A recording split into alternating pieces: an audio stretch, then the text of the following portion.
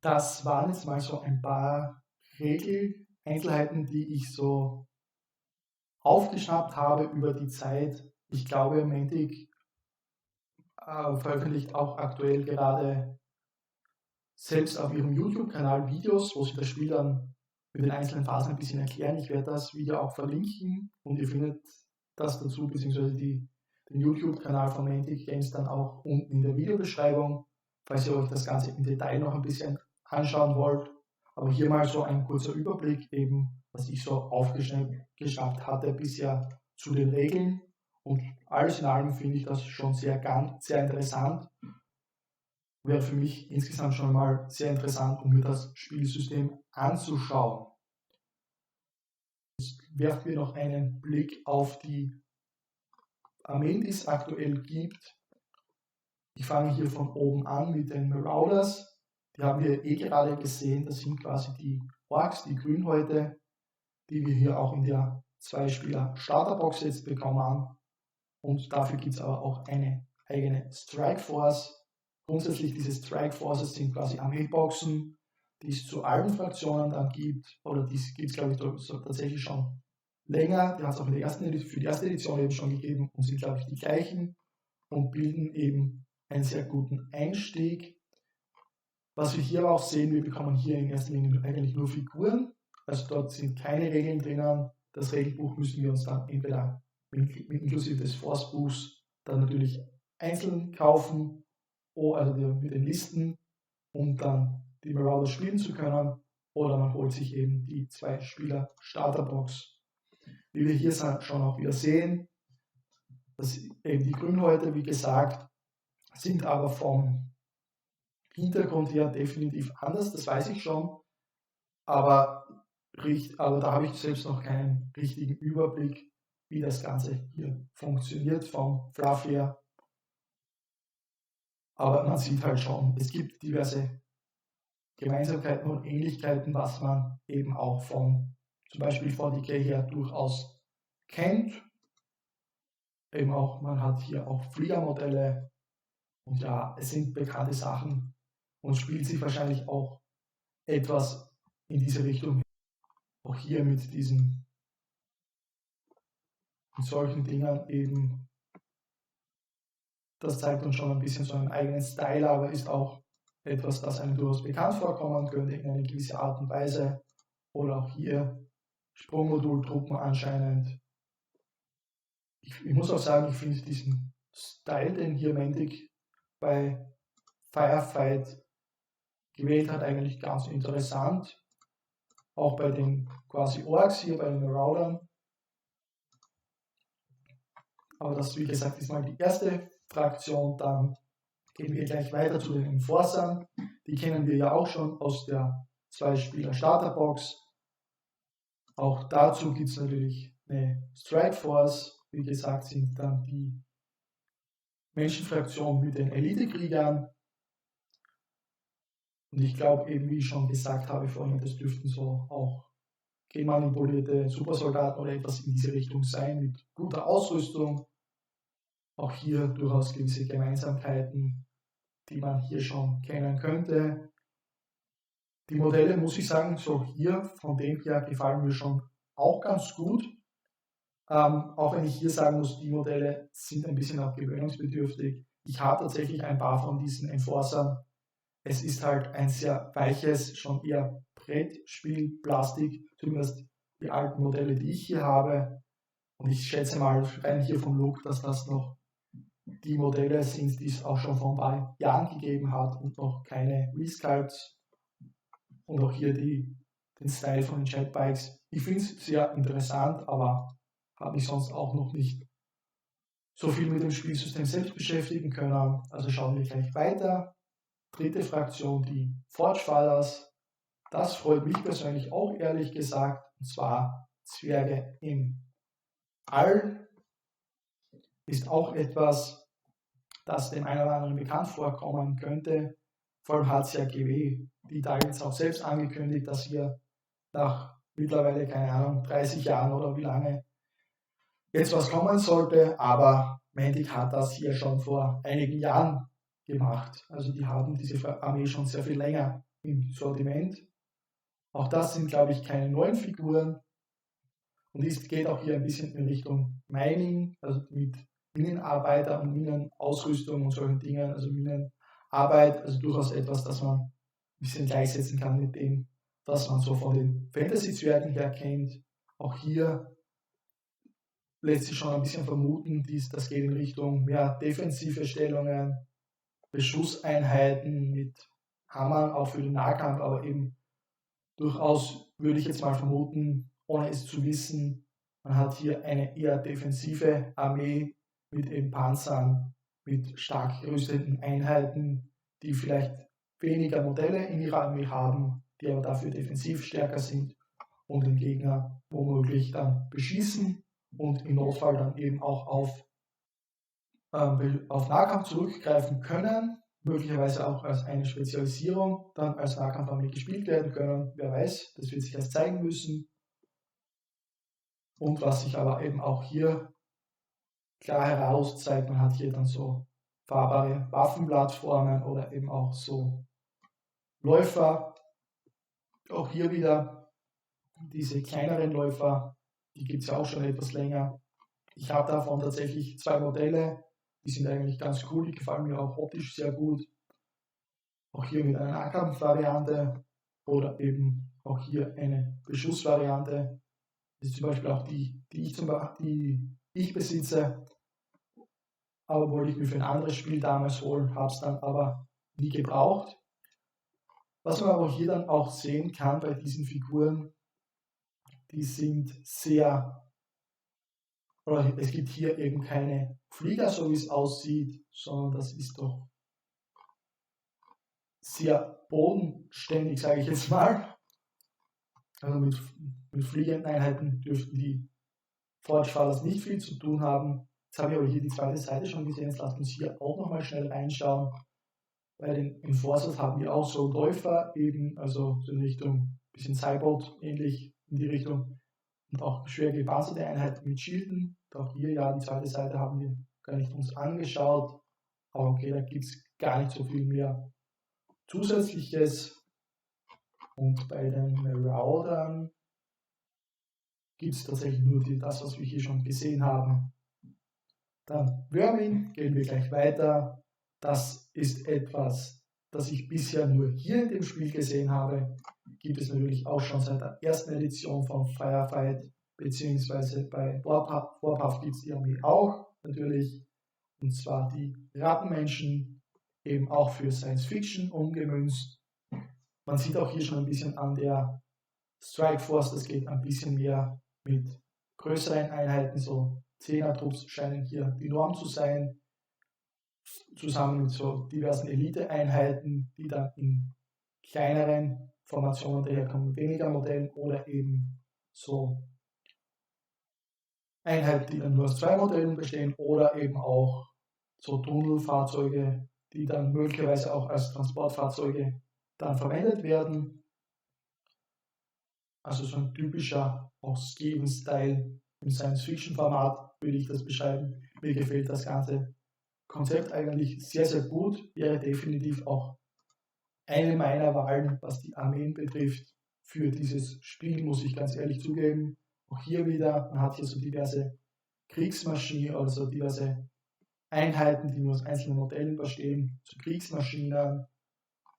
Schauen wir mal, ob man da möglicherweise auch verschiedene Sachen bauen kann, verschiedene Bewaffnungen. Tatsächlich ja, auch hier für Nahkampf anscheinend. Also man sieht hier schon auch ein bisschen so diesen Vibe, den man hier von Ratenmenschen sich vorstellen würde. So geht es mir zumindest. Auch hier dann mit größeren Einheiten, so Monster-Einheiten. Das sieht auch ziemlich cool aus, muss ich sagen. Also alles nichts Neues. Auch das ist etwas, das einem bekannt vorkommen könnte. Also man sieht schon, woher das da so die ein oder andere Inspiration kommt. Ich finde es aber eigentlich nicht schlecht. Und auch diese Einheit hier, wie auch diese, wo sind sie, die hier, diese Tunnel Runner, das ist, glaube ich, 1:1 auch so in Kings of War. Also das ist, glaube ich, die gleiche Einheit, die verwendet wird. Ich könnte mir nur vorstellen, dass hier möglicherweise andere Bits dabei sind bei den Waffen. Aber ansonsten gibt es die Einheit auch eben bei Kings of War. Dann auch hier jetzt noch schnell zu den Tunneler. Ja, auch bei dem gibt es anscheinend verschiedene Varianten mit verschiedenen eben Kanonentypen, die man hier dann bauen kann.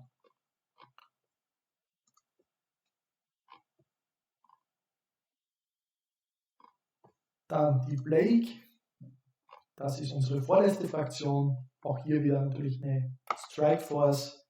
Hier ist gleich zu sehen, okay, da sind sehr viel mehr Modelle drinnen oder ein bisschen mehr Modelle auch als beim Rest. Man sieht auch hier schon, das geht in Richtung Masse.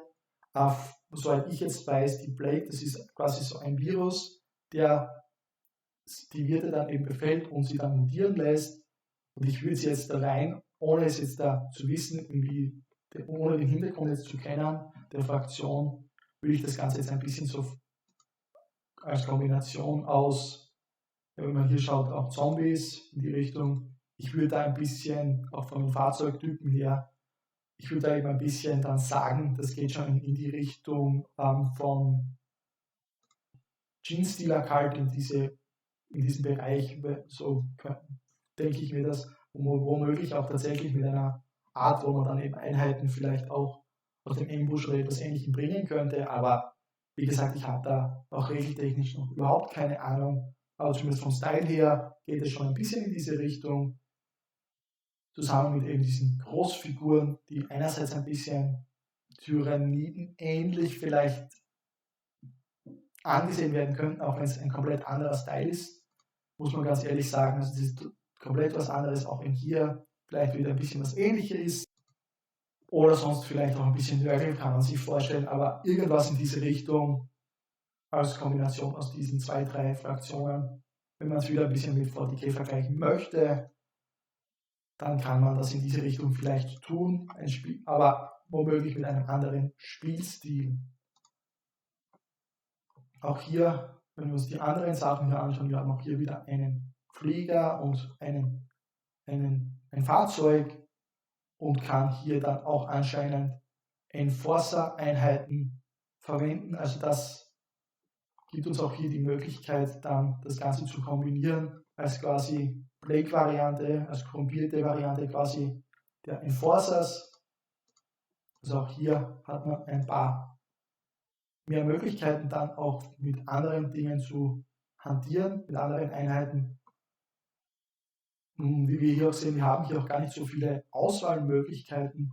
Ich bin daher auch gespannt, ob dann hier bei der Force List dann auch die Möglichkeit besteht, vielleicht von den eben Enforcern auch andere Einheiten hier dann mit aufzunehmen. Oder, was ich mir eventuell noch interessanter vorstellen könnte, hier dann von der GCPS Einheiten mitnehmen zu können, möglicherweise, denn das sind quasi so die Verteidigungsstreitkräfte, die die Corporations mehr oder weniger dann haben, wobei ich bin mir nicht sicher, ob das die Verteidigungsstreitkräfte dann mehr oder weniger darstellen soll, die die Corporations dann auf dem Planeten stationieren, oder ob das mehr so die Verteidigungsstreitkräfte der einzelnen Planeten und Sternensysteme dann sind, die es schon gibt, quasi, die schon vorhanden sind und die dann auch ein bisschen so gegen die Corporations und die Enforcers dann eben gerichtet sind und gegen diese kämpfen.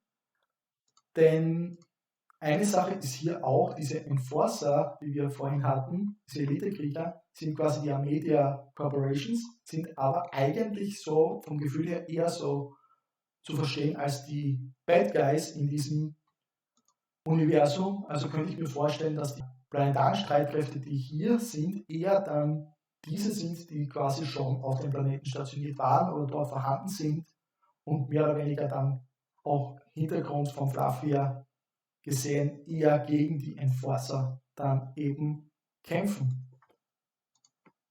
Auch hier haben wir wieder verschiedene weitere Einheiten, eben natürlich eine Strike Force und dann diverse Fahrzeuge, beziehungsweise das gleiche Fahrzeug, anscheinend aber auch mit unterschiedlichen Waffenoptionen, auch als Transporter möglicherweise nutzbar, dann eben auch einen Flieger Dann gibt es auch hier wieder andere, schwer gepanzertere Einheiten, anscheinend als Elitetruppen.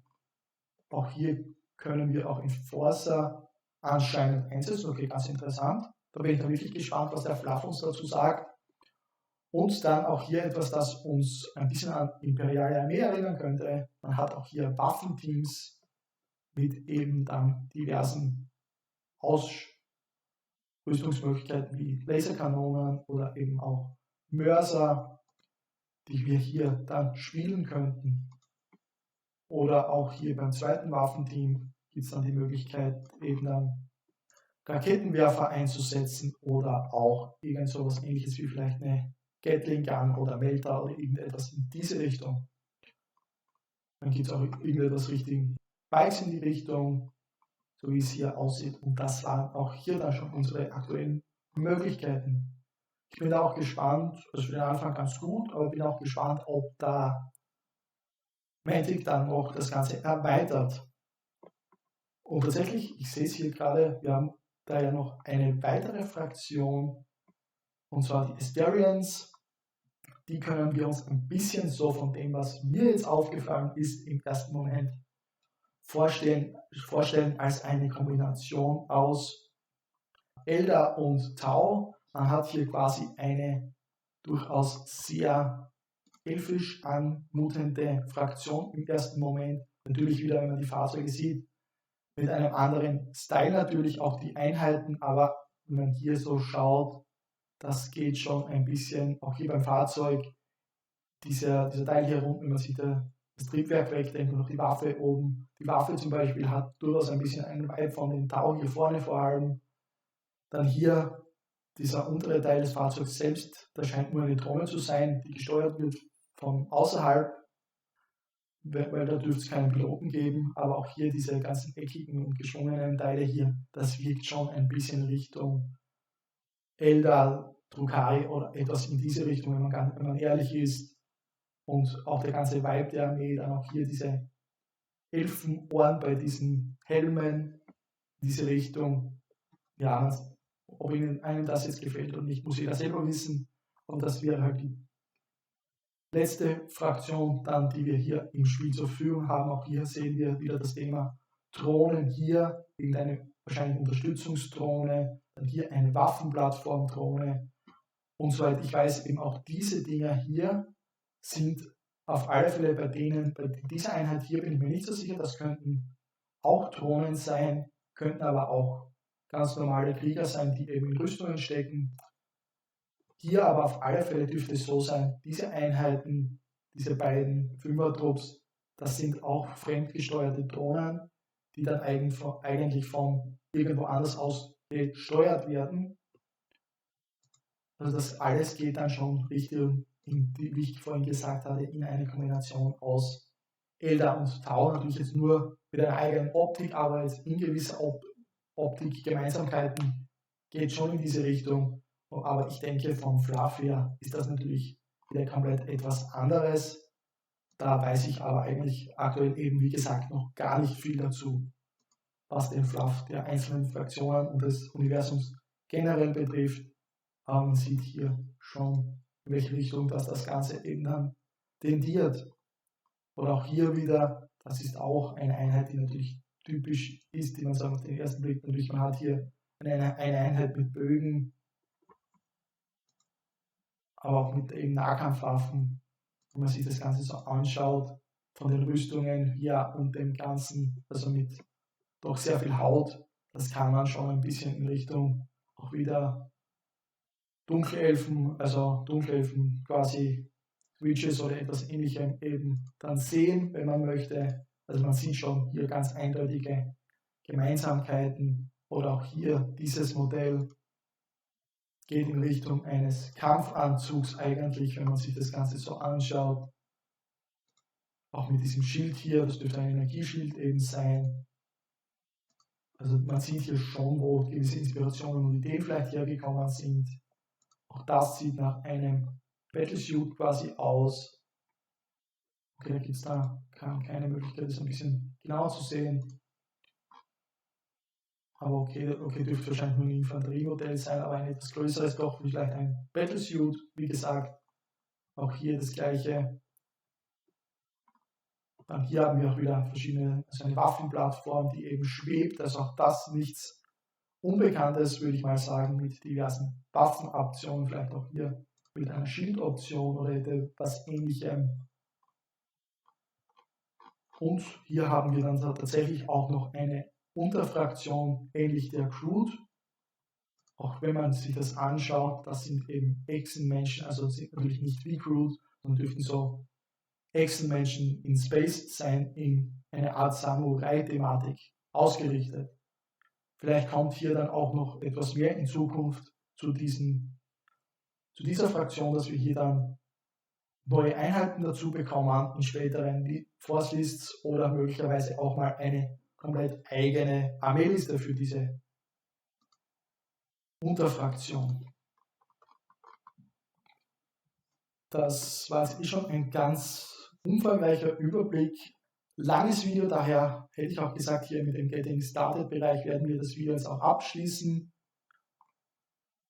Wie wir sehen hier, Getting Started, hier haben wir eben nochmal die ganzen Möglichkeiten ins Spiel eben einzusteigen mit der 2-Spieler-Starterbox, dann eben der vergrößerten 2-Spieler-Starterbox, die noch jeweils für beide Fraktionen dann einen Flieger dann eben mitliefert, wenn einen das von Anfang an interessiert. Sonst kann man sich die natürlich auch extra holen, dann die verschiedenen eben Strikeforce der aktuell verfügbaren Armeen. Und eben wie gesagt, es gibt dann auch die Möglichkeit, sich hier die Regeln nur einzeln eben zu holen und nicht über die 2-Spieler-Starterbox. Da bekommt man eben dann hier entweder mit oder ohne Würfeln das Set, wo man mit dem Regelbuch, dann dem Force Lists Buch, eben damit alles, was man braucht, um das Spiel zu spielen, inklusive der Token. Und wenn man eben noch ein bisschen was drauflegt, für 50 € bekommt man dann eben noch die Würfel dazu, die wahrscheinlich, denke ich, aber auch notwendig sind, denn einerseits hat nicht jeder 8-seitige Würfel unbedingt und auf der anderen Seite diese Command Dice wird man auf die eine oder andere Weise womöglich tatsächlich brauchen. Daher entweder man geht damit, dass man sich das Buch einzeln kauft und dann auch die Würfel einzeln dazu, wo man sagt gleich, okay, ich zahle ein bisschen mehr und holt sich gleich die 2-Spieler-Starterbox. Ja, aus meiner Sicht, ich bin ehrlich gesagt ein bisschen gehypt. Ich freue mich tatsächlich auf das Spiel, habe aber das Problem, niemanden zu haben, der sich dafür jetzt wirklich wahrscheinlich interessieren wird. Daher wird es bei mir dabei bleiben, dass ich mich ein bisschen so mit den Regeln beschäftigen werde oder mit dem Spiel zwar beschäftigen werde, aber noch nicht ganz sicher bin, ob ich mir hier auch etwas anschaffe. Was ich mir vorstellen könnte, ist, dass ich mir eventuell die 2-Spieler-Starterbox hier zulegen werde, um 2 kleine Armeen auch zu haben und vor allem dann in erster Linie für die Regeln und alles Notwendige drumherum, um zumindest im Fall des Falles mal spielen zu können, beziehungsweise mich auch mit den Regeln etwas beschäftigen und einlesen zu können. Ja, was haltet ihr von dem Spiel? Hat es der eine oder andere von euch schon vielleicht vorbestellt oder auch schon bekommen? Denn aktuell sollte ja alles schon mehr oder weniger verfügbar sein oder in nächster Zeit eben verfügbar sein. Und ich werde euch hier jetzt dann noch für den einen oder anderen, falls es interessant wäre, ein Video zu Kings of War verlinken, das ja auch von Mantic ist, oder ansonsten eben noch das Video vom letzten Mal mit der Freebooters Fate Aufbauserie. Bis dahin hätte ich dann gesagt, wir sehen uns beim nächsten Video oder in dem Fall hören uns nur. Bis dahin, tschüss.